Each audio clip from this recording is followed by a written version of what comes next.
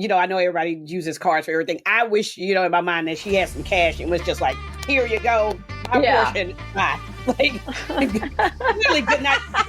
Literally good night and good luck. Good luck.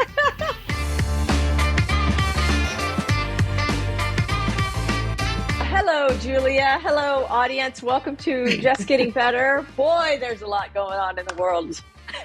There is too much going on in the world. Yeah. Too much. But we're going to try to stay light and fun. We're going to stay light and fun? How are we going to do that? The world is on fire.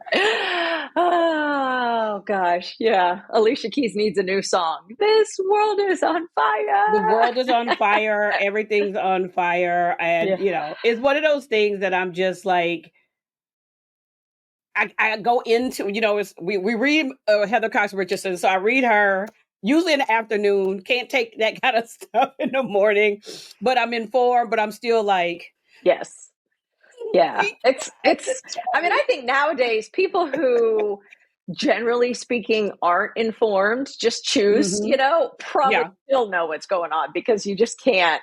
It's too much. It's just everywhere now. It's just like literally everywhere. So, and there's some parts of that that's good. We need, civic engagement to the point that's helpful and not damaging to our individual selves. So, yeah.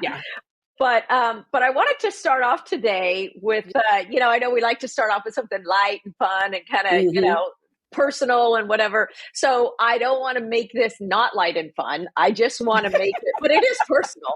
Okay. So I purposefully wore this shirt today, and then I purposefully did not cover up my scar from when I had my my basal cell melanoma removed. And the reason I did this is because I want to remind everyone, because we are now in summer, that wear your sunscreen, people. It doesn't matter your skin type. It doesn't matter your skin tone. It doesn't matter, where in the world your ancestry comes from. You have to wear sunscreen. And I did, I grew up in the 70s and 80s. I'm a Gen Xer, as I like to say all the time. And Gen X man, the best generation. 100%. And you can see I am like an incredibly pale, no melatonin in my body, or not melatonin, no melanin in my body. My dad was kind of like, he would get tan and he was kind of moly. My mom, very much like me, except for she's covered in freckles. I am not. I'm kind of a little bit of both of them, but I really didn't tan much. So for me, growing up, being a stupid, little girl and teenager, I'm like, I'd rather be red than white. So I would lay out with my friends in the sun on the aluminum, foil things, those mats we had, baby oil on, sun in my hair. So banana boat? Some banana boat. Yeah. The banana oil, boat, okay. Or the copper tone oil or, and I have so much damage, like just sun damage, not skin cancer, but just sun damage. I have lots of white spots on my already white arms. That's sun damage and stuff. And then after doing all of that, I did for like a year or two, I would go to the tanning bed because I would get brown in a tanning bed. But you could brown it, but I know, so bad. I mean, I have age spots on my legs now that I've had for years. So, I mean, I don't even know that they're age spots. They're like tanning bed spots. But this is the first of the basal cells that I've had. I get an annual. That's another thing, people. Get your annual skin checks. I know you don't like it. I don't like it either. Nobody likes having them done, but that's the only way, that you can find some of these things. So I've shared this on my social media, but I haven't talked about it on the pod. So I just want people to see this and know, thankfully I can cover it up with a little bit of makeup. It's getting lighter and lighter, and I'm treating it with some interesting products, which I'll share next week, or throw those up. Is it getting better though? Like when you say you're treating it, so it is getting better. It's getting lighter and lighter. Obviously the scar is just like one line, but when I scar, I get very pink around it, bright pink for a long period of time. It could take 12 months for all that to go away, but it is slowly like fading. So that's nice. So I'll be left with just a little bit of a line that I will still like, just a light cover up, just some concealer, Mm-hmm. I use a Dior concealer under my eyes. I just put a dab of it on and dab it with the sponge, and it's good. Okay. But that's my reminder. Wear your sunscreen, Wear your people. sunscreen. Okay. Yeah. So we got to get into topics. Okay. Okay. So you and I both know protein is like the rage, right? Like protein. Well, Okay. Yeah, it's been my rage for Okay. 30 years. I understand. I just need everybody to come together and tell me how much protein I'm supposed to have. That's it. I mean, I just need everybody, like, and I understand. You don't want everybody. You want a nutritionist to tell you. But all nutritionists differ. I just need them to go somewhere and have a meeting of all the nutritionists. I just need them and all the wellness people, the doctors, all of them to get together, have a fireside chat, and decide what are we going to say about this protein. Yeah. Because one calculator says another thing, another calculator says another thing. This nutritionist says this, that nutritionist says that. I just need them to just come together, because trying to get it all in, and I understand, like, you know, and I listen to a lot of podcasts like you do, and we read a lot of source material, and it's like, I don't ever feel like I'm hitting it. Yeah. Like, it doesn't matter what, I mean, I got the apps tracking. You don't need any of that. You just need, I have used the same calculation my whole, since I was in my 20s. I got it from, in Dallas, the Cooper Aerobics Institute, which is a very well-known, highly credited institution. And they have a calculation for how much protein. And then last year with Dr. Smith, I met with the nutritionist that she has on staff, and she gave me a number based on, she went and did all this calculation, and I'm like, that's how much I've been taking in. So I've been doing it right. So okay, 90 for me, it's 90 grams a day, and I'll tell you how I get it, because it sounds like a lot. So no, let's stop. It is a lot. It's a lot. 90 grams of protein. Okay, for me, but I've been doing it for in general. Just like they're throwing out 90 grams in general. That is a lot of protein, because here's the thing too. Some days I feel like some days I wake up and I'm just not hungry. Like, I don't want anything. I don't ever wake up hungry. Yeah. But no, some days I do wake up hungry. That's what I mean. Like, some days I'm like, oh my gosh, if I don't eat, I am going to tear my fingers off. Like, that's some days. And so for me, that range of 90 is just, 90 is hard. I mean, I know 90 to 95, I'm sorry. I think that's a lot of protein. Not in a bad way, just how to get it. Well, you've got 3 meals a day. And so you'd be amazed at how much protein is in, for people that eat meat, like chicken. Chicken's got, 30 grams of protein in it. So if you have chicken with dinner, salmon, any kind of fish, any kind of meat, if you're a vegetarian or a vegan, it is harder to get. But if you do consume, those are not my people. So one thing of meat a day. So dinner, you can get 30, 35 grams with just an average sized chicken breast. Done. That's 30. I usually have a protein shake, as you know, every day. And my protein shake that I use has 30 grams in it. So there's 60 grams right there, just with those two things. Boom, done. And then usually lunch can be a whole lot of different things.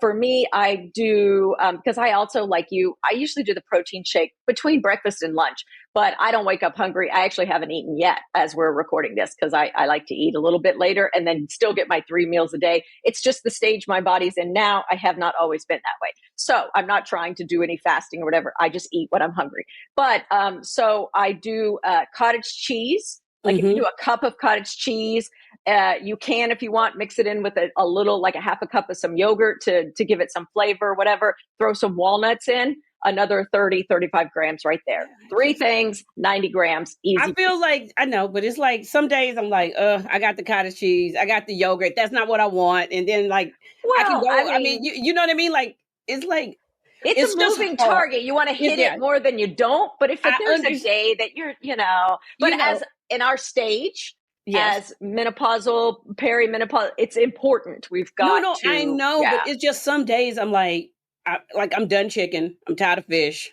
It's like, I'm just like, but then you can go to chickpeas, there's it does get more complicated. You have to build an amino acid chain through doing, oh, and by the way, the the powder that I use is a vegan powder. So it's plant-based protein powder. And I just choose it because it tastes better. The brand I use is Lifetime Fitness, and I prefer the taste of that one to the whey. But I've got no problems with whey. I just like it because this particular. Yeah, you just like the protein powder. Like I said, it is so many conversations. I remember. It's a lot. It's a lot, right? I remember. Too much. Yeah. If you guys, we have to put in the show notes. Eva Chen she used to be editor of Teen Vogue, fashion writer from Lucky.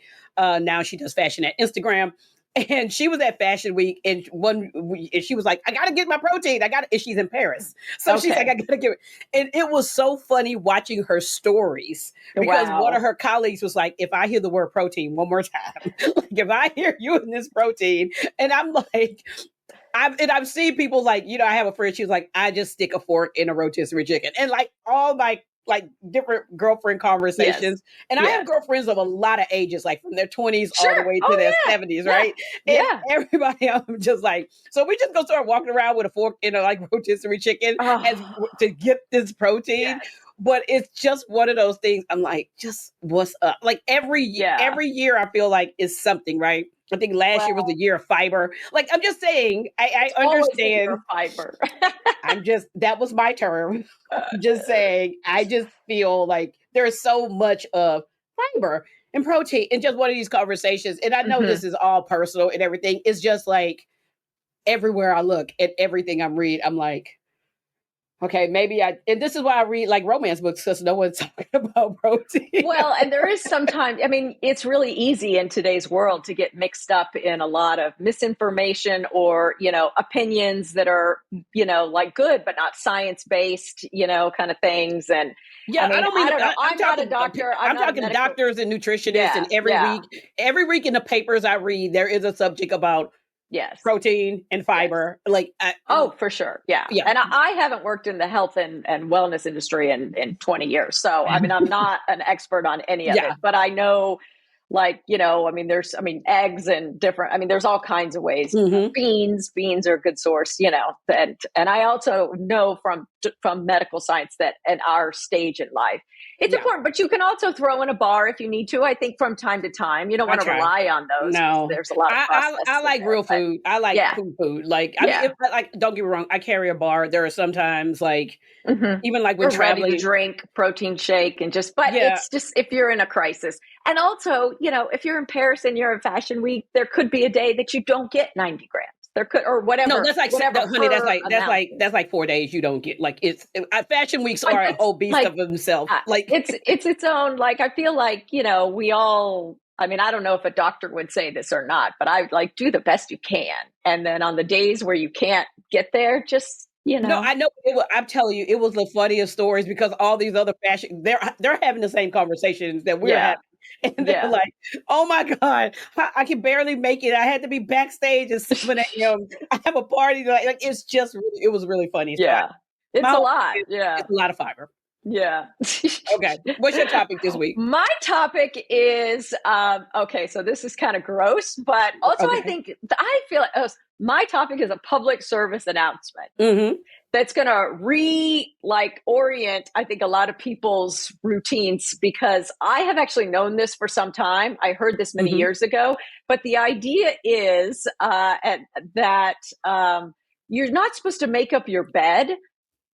I hope people know this, for at least like a half an hour after you wake up in the mornings. And I have been doing this for a while because, our beds, and again, this is a little gross, people, but, we have dust mites all over our house, all over everything. And they thrive in our beds. And, and they love to sleep with us. And so when you get up, apparently, and now this is also a little bit gross. We have a link to this. Somebody's watching this. Yeah, a lot of this is actually kind of gross. But there was a study, the British did a study in 2006 that talked about like how we sweat like 500 milliliters a night. The average person sweats 500 milliliters a night. And so what is that? That's like 2 cups of water that we're sweating. Now, I don't know that I do that because I have a cooling thing in my bed and all that, but still we're all like perspiring to some degree, and we've got these little bed bugs in, and so they're all nice and cozy. And then when we get up in the mornings and we take our sheets and our cover and we immediately cover our bed, we're just keeping all that moisture in there. And then all those little bed bugs are just so happy. I shouldn't say bed bugs, dust mites. Yes, they're not bed bugs. Yeah. I need to clarify that. Dust mites. They're just continue to thrive in that environment. So when we leave our sheets and our comforter off the bed for like about, a half an hour, they say minimum, and then come in and make up the bed, then, it kind of like dissipates all of that. And so then they go away. I mean, they come back, but it's, so I used to be a person, because we've heard a lot about, the responsible adult. The best thing you can do to start your day is, you get up and you want to make your bed. Yes, take ownership, like be responsible. First thing, make your bed. And so, it's been a while now. And like I said, I've known about this for probably 10 years, is don't do it right away. Go get some coffee, drink some water, get some coffee, do your thing, come back before you leave the house, before you whatever, if you're going to take a shower after that, before you get dressed, whatever, then make your bed. Give it a little bit of time. So, let all the moisture kind of. So you're saying air out your bed. Air out your bed. Okay. So the dust mites don't become happy in the bed. Well, it's really funny because I know like a lot of people, everybody, the home people do different things. Everybody does different things. Like I'm one of those people, like I vacuum my mattress. And I also use Lysol every time I change the sheets. Like it's an old school, like you spray your mattress with Lysol. Okay. Right? I don't use Lysol for anything, but I use anything like that. I'm kind of, it's like an old germ kind of thing, but it's really like a lot of people I know old school grew up. That's how you do that and everything. And I am like I make a like my own aromatherapy bed linen spray. And what'd you say? But just a few essential oils and distilled water. But every time I pull my bed back, I literally spray that. Yeah. And now I'll do the 20-minute wait that you telling us to do. 30-minute wait. Okay. It's not me. I'm not that you're encouraging us to read the article to tell us to do the thing. Yes. Yeah. You don't want to be. Yeah. Let all the moisture get out of your. Yes. Dry. Like if you go out and you sweat and like you're outside, like right now it's hot here and it's more humid than it needs to be. And so you go out, you perspire, and then you come in the house and the air conditioning's on, and so you've got to chill because it's let your bed get that chill. Let your bed get that and then throw the sheets on. Okay. Yeah. All right. So I have to tell you, I think that your Am I the Asshole is hilarious. Listen. Okay, this week's Am I the Asshole for dumping my boyfriend after he expected me to pay for everyone on his birthday? Yeah. Absolutely not. Hard no. Hard no, girl. Asshole. This is run, don't walk. Because here's the thing. Why is she paying for his birthday with his also friends when they know it's his birthday and no one's trying to contribute to help her 12 people? I mean, and he doesn't even ask her. Like it gets to the point where the check comes, and as I read, if I remember correctly, he turns to her and he's like, "You got this, right, baby?" See, things like that can't happen to me. They can't happen to me either. No way am I doing that. I am pulling a George Clooney. I'm getting my pocketbook, my coat, and good night and good luck. I'm just walking I love that. I'm pulling a George Costanza. I'm like, no, I'm not paying for this. That was so horrible. Like I was reading this, and it was. I can see the tone of him. I can see the callousness. And I was like, no, girl, you are not an asshole for trying to pay 12 no. for his birthday. Yeah. And no, in the way he's doing it, and it seems like everyone assumed she was. And it goes back to like, why would you assume that if like you invite 10 and he's like telling her that she embarrassed him and all, but I gotta say, these things don't come out of nowhere. So like my only question to her is like, what are you doing with this guy? Like, I'm sure within the first little bit of them dating, he revealed himself to be an asshole. So at some point. Yeah, but it might have been a different type of, like, not dealing with something like this, right? Maybe it she was deserves better. We know she deserves better. But my whole thing, like, I do believe that everybody can be an asshole at times. Sure. I do. I definitely can. Could have been he was an asshole, maybe something that wasn't this. Yeah. This whole I'm feeling embarrassed. I'm just imagining him just turning on, you got this. Like, yeah.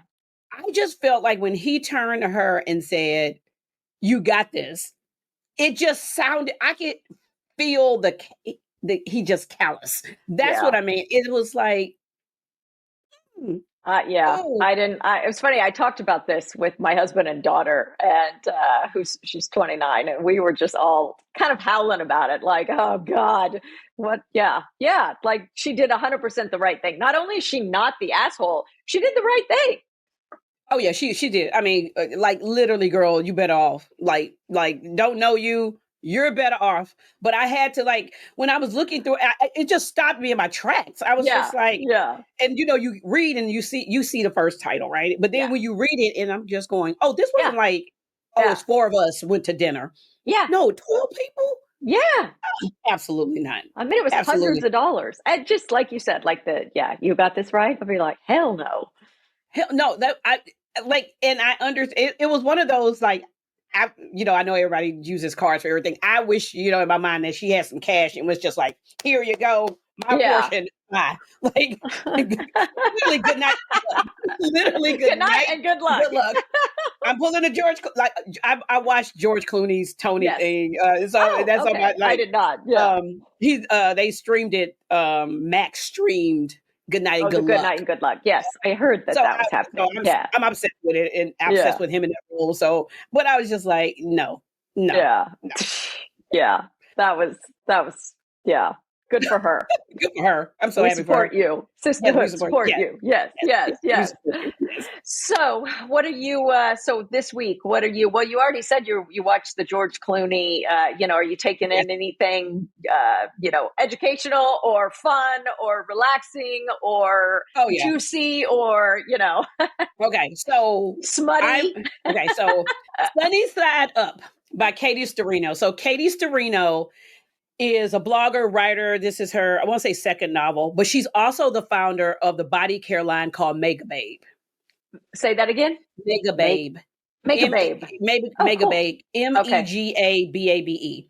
Okay. And she is plus size, and it does all these great fashion and everything. And she, she's just smart as a whip. Like, I've never met her, but I've loved her book. So she has a new book called Sunny Side Up, romantic comedy about dating, but her characters are always, really based on her plus size women and everything. And it just brings a smile to my face every time, like, I see, like, she's coming out with something, because I'm like, oh, I need to know what she's doing, because I'm always very happy about that. So her new book literally came out a few days ago. By the time this aired, and I just like reading it. It took me away. It was just put a smile on my face. I will say it's a great plane read, travel read, maybe train, buses, beach read. Is that time of year. I love a good beach read. But also, which leads me to another thing, The Better Sister on Amazon. That's right. You were going to watch it because of the fashion. Yeah. I can't watch a show just because of the fashion. I need more. One is based off of author I like. Book, thriller, kind of who did it, what for. Okay. I'm sorry. Jessica Biel's wardrobe in this movie. I'll Google it. Okay. So there's it's called Shop Your TV. Yeah. It's a website. Yeah. They usually have most of the things you can find, but everything, the jackets, the pants. And then they show this Central Park penthouse. Right. Yeah. I just was like, oh my, it's one of those things I had to get past. Like the first episode, I was like, okay, Joy, you know the fashion's gonna be good. Let's just keep Okay. going through all the Yeah. rest of the thing. Yeah. But I realized it's gonna be a show like I watched the morning show just Oh, to I love watch. the morning. Okay, but I But that's rewatch good it. TV. I know, but it's great TV. It's coming back sometimes. Yes. It's coming Yeah. back. I watch it just to see what Jennifer Aniston is wearing. And so sometimes I will put it on as background because it was a certain episode I like this jacket. It was a certain episode I like that bag. It was a Wow. All and I right. love her apartment in it. So it's kind of like for me rewatching Yeah. certain movies. Uh-huh. It's not necessarily about I like the movie. I do like the movies because I rewatch them in comfort movies, like comfort reading. I watch them because I just like that aesthetic. It's the same reason why I watch Nancy Meyer movies over and over. Okay. Smart women, great dialogue, great performances, but also great fashion. For sure. Like I watch Something's Gotta Give, kind of like in background if I'm working, trying to do things inside. And literally the house could still, everything could be just as fabulous today as it was 20 years ago when that movie came out. That's so funny. I don't rewatch. I definitely don't watch television shows again. Okay. I don't watch anything for the fashion, but if the fashion is, or the aesthetics, but if it's amazing, I am always making note of it. And I do go on to shop. What is it? Shop Your TV. Yeah. And I will look at outfits and stuff. And I know sometimes, one of my fun, like travel shows, if I just want to laugh, is I like the show Abbott Elementary, and absolutely. Quinta Brunson, like she wears all these cute little dresses, so I'll look those up. And then Kate Blanchett was in a show that I watched last year that was on Apple TV. I don't remember the name. Was it Disclaimer? Was it? Yes. Okay. Where she's the author and the yes. Oh, her wardrobe. But that's what I mean. Looking that stuff up. So I don't watch it for that, and I wouldn't watch it for that because I need like good. Yeah, but what I'm saying is content. But but you do both. It's good. Yeah. But here's the thing: I don't know about the fashion until I'm watching the show. Yeah. Yeah. Right? Well, you knew about the fashion for the sister. I knew about the fashion because I watched the trailer. So I watched the trailer of everything, and I saw the dress and was this dress, and I was like, oh, who it makes that dress? And of course, looked it up, forensic schooler, and I was like, oh, when I look at the opening and see the clothing, I know the dress is going to be the fashion is going to be on point. The show to me, because it's based on an author's book, I like things like that. It's kind of like the first episode of the morning show with Jennifer Aniston in that gorgeous red strapless dress. Yeah, all the clothes in that. To me, the clothes. I think because after Sex in the City. In my opinion, clothing on shows and movies became part of that character. It helps, right? It helps tell the story. Like we just kind of don't want to see them in athleisure the whole time. Yeah, no. Yeah, but it's funny because they're one of my friends said it to me, and I was texting her about the clothing. I'm like, girl, you just watch it, right? And she texted me back. Somebody on Instagram was like, I saw the same dress, and all I kept going, I want her arm, Jessica Biel's arms and her back muscles. Like the lady was she was literally doing weights. Like it was so funny. So I love everybody's interpretation of stuff like that. So absolutely, yeah. Well, I'll definitely look up the clothes for sure. Yeah, but actually, if fans of, I want to say it's Alastair Burke, the author, if you like the easy thriller kind of whodunit, something like I love those. But you don't really have to think, and it's like the premise is really great. I always encourage people to go and watch something like this. Okay, so yeah. That sounds. So what about you? Book. What are you doing? Reading, watching, listening? It's funny because my with my daughter and son-in-law here, and then my son came in this weekend, and so I'm not reading or watching really anything. I'm just doing fun family time. However, both of my kids have lists of movies that they want to watch, and a lot of them are old movies. I mean, they go way back into Casablanca, and then through and look up all kinds of movies. And so one night we were, they wanted to watch a movie. And so my husband and I are like, well, what's on your list? And my daughter had A Few Good Men. And I'm like, oh, I haven't seen that movie in, forever. And so we couldn't find it. It's actually only available to buy. It's not available to rent. And we weren't buying A Few Good Men. So my son had Wall Street. And I'm like, I don't know that, anyway, Green is okay, good, fine. Gordon Gekko. Gordon Gekko and all that. So that's what I watched this week. We watched a little bit of NBA finals, not too much. Yeah. We watched some Stanley Cup finals. We did watch some of that. And we watched Wall Street. And it was interesting watching it again because I've only seen it once. And I remembered it very well from 1987. And so watching it again, I'm like, man, so much of what Oliver Stone is trying to say in this movie came true. Oh, yes. It ended up being like, yeah, he kind of nailed it. So it was interesting too. It was fun watching it with them because it's so 80s, Yeah, it is. It's so funny. I was thinking like a lot of like sometime when you turn on a streaming, like a lot of them have bought the rights for these older movies that then you watch them again. And my dad, was a police officer, U.S. and a U.S. Marshal. And one of my favorite movies is Heat. Oh yeah. Oh man, that was good. Yeah. Wow, I hadn't thought about that movie. I remember watching Heat and going, I'm a Michael Mann movie person. Like I knew he is the director. He's the person I have seen every one of his movies and kind of like, but I watched that and it reminds me of my dad, but in such a good way of like, man, storytelling, right? We talk about storytelling a lot in those Wall Street, the way that story was told. Yes. Storytelling and you could just follow in. Yeah. So those are kind of like, I like that. Now you make me want to go watch Wall Street. Yeah. Well, I mean, it holds up okay. I mean, like I said, the bones of it were, you can look back on it and see how accurate, the predictions that were kind of, but I think when I watched it in 1987, I mean, I was a teenager. There was things about it that I did not get, but now I definitely, I mean, 100%. And my kids, I mean, they're so smart. My kids, but they're both, young adults. They're so smart. And so, yeah, it was fun. It was interesting. And it's fun always. I love to see the world through their eyes. And it's interesting to get their take on how they, take something like that in 2025 for the first time. And process, right? And to see. And sometimes like, how that thing, the saying, well, old is new again and things kind of come back around and predictions and everything like that. It is just, it's fascinating, right? Because I remember being young and watching A Different World.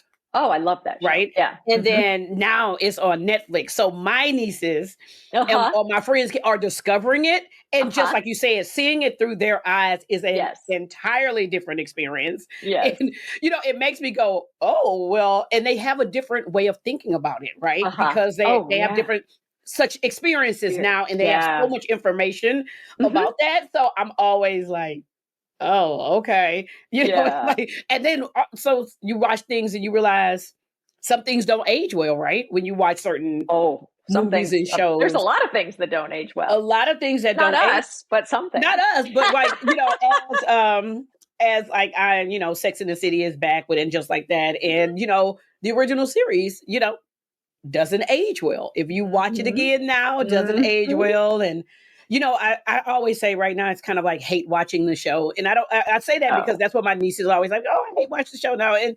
it's so much criticism, and everybody like, do you love it? Do you not? And I feel like it was more of nostalgia. So I'm watching the show almost like about nostalgia instead of like I expect it to be this great show. Yeah, right. And I totally get that, 100%. And so one of the things with and just like that. Is I'm also watching to see what's on Sarah Jessica Parker's bookshelf as Carrie. Oh, okay. Well, I thought you were going to say fashion because that show's all about fashion. Well, no, I mean, the fashion my favorite person on the show is Lisa Todd Wexley because they got a black girl who is actually dressing Nicole Ari Parker. Yes. Okay. Because Sarah Jessica is such a book person, she has her own imprint. Of books and this author. I'm always like, well, what book's on the shelf or what book she's carrying, like with her laptop or her bag, or she's pulling something out and just those kind of moments. So, but because my nieces didn't watch Sex and the City until like it hit Netflix, they're like, why was this show popular?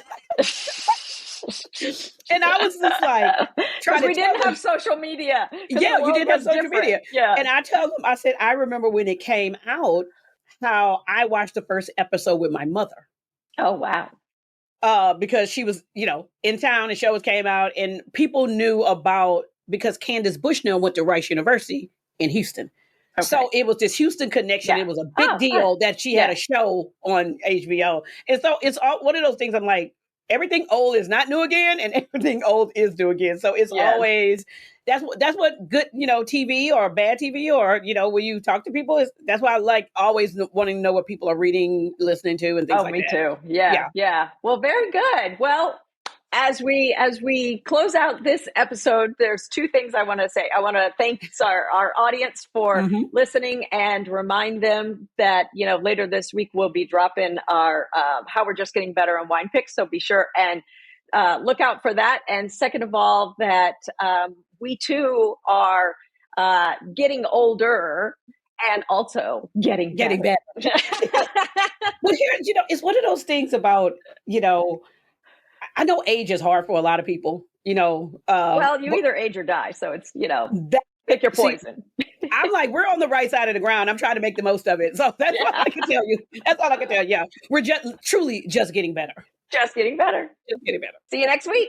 See you next week. Thanks for listening to Just Getting Better with your hosts, Michelle Williams and Julia Coney. We hope you enjoyed our deep dive into some important topics impacting women today. To ensure you never miss an episode, click follow or subscribe. Head over to isjustgettingbetter.com to sign up for our email list, as well as check out all the links and resources in the show notes. And be sure to follow us on social media. If you love the show, will you please help us build our community by sharing it with friends? Until next time, keep just getting better.